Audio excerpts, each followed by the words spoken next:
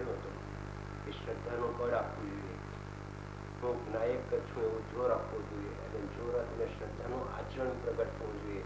પછી આપણે દૃષ્ટાંત આપ્યું હતું કે જેને આ એક રસ્તે આ રસ્તે જવા જેવું નથી એમ આપણે નક્કી કર્યું, અભિપ્રાયમાં આવ્યું તો અંદરમાં એ રીતે માર્ગે જતા અટકી જઈએ છીએ. એમ હું નાયક છું એમ નક્કી તો કર્યું, પણ શ્રદ્ધાનું બળ આવીને પરિણતિ આખી પલટાય ત્યારે ખરેખર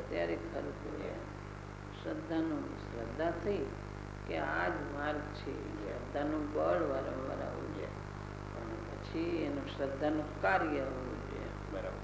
એક ચારિત્રનું આચરણ જુદું, પણ શ્રદ્ધાનું કાર્ય એમ નક્કી કર્યું કે આ તેથી કીધું કે આ માર્ગે નથી જ જવું, તો એ માર્ગે પછી નહીં જવા માટેનો પ્રયત્ન ચાલુ કરવો જોઈએ કે આ શ્રદ્ધા, હું તો નાયક જ છું, તો હું નાયક છું, તો નાયક રૂપે એની પરિણતિ ચાલુ થવી જોઈએ. આ વિભાવમાં એકત્ર થવા જેવું નથી. તો પછી એ માર્ગ જે નક્કી કર્યું તો એ માર્ગે જવાનું પ્રયોજન શું છે? તો એ નક્કી કર્યું એ પ્રમાણે કાર્ય નથી થતું, માટે શ્રદ્ધાનું કાર્ય જે આવતું નથી. શ્રદ્ધા થઈ એમ વિચારથી નક્કી કર્યું, એમ રુચિ રહે છે, શ્રદ્ધા એને રહે છે કે આ મારો સ્વભાવ નથી. એને હૃદયમાં ખેદ પણ થાય કે આમાં એકત્ર થવા જેવું નથી, અને આમાં એકત્ર થઈ જવાય છે ના થાય, એમ એ ખટક રહે છે. પણ એનું શ્રદ્ધાનું કાર્ય જે આવવું જોઈએ આવતું નથી. એનું શ્રદ્ધાનું બળ ધીમું પડી જાય છે.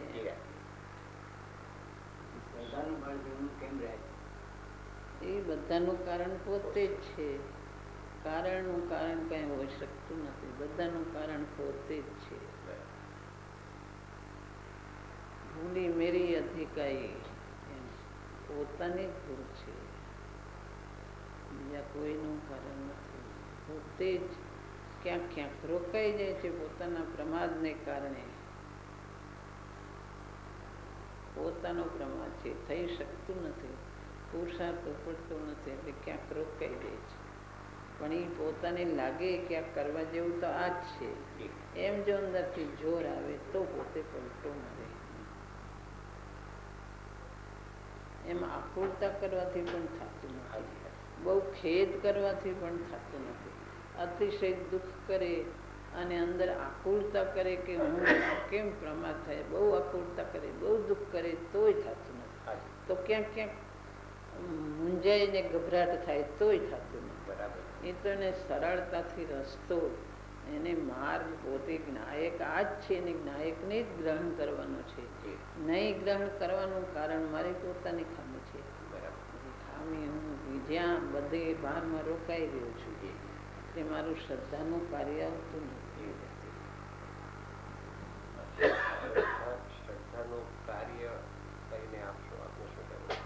જે શ્રદ્ધા કરી, શ્રદ્ધા મેં નક્કી કર્યું કે હું તો નાયક જ છું, નાયક છું. એ શ્રદ્ધામાં બળ આવ્યું કે હું નાયક જ છું, તો નાયક જ છું.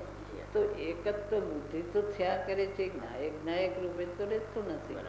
તો એ શ્રદ્ધા ક્યાં કામની, શું કામ કે શ્રદ્ધા તો કરી કે હું નાયક રૂપે રહેતો નથી, કે હું નાયક જ છું. આ વિભાવ અમારો કઈ સ્વભાવ નથી, હું તો જાણનાર. તો જાણનાર રૂપે રહેતો નથી. બીજા એમ જાણતા નાયકની શ્રદ્ધા એનું હોય એની વાત જુદી છે.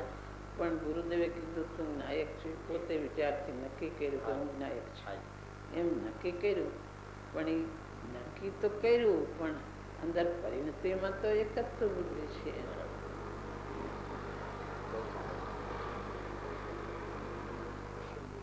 એને બાપે કીધું હોય કે આ માર્ગે જવા જેવું નથી, તો છોકરાએ નક્કી કર્યું કે અહીંયા જવા જેવું નથી, જવા જેવું નથી.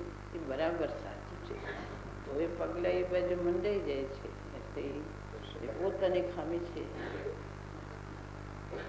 એકત્વ બુદ્ધિની ખામી, એકત્વ બુદ્ધિ થઈ અનાદિની પરિણતિ. એ તો સ્થૂળ દ્રષ્ટાંત છે.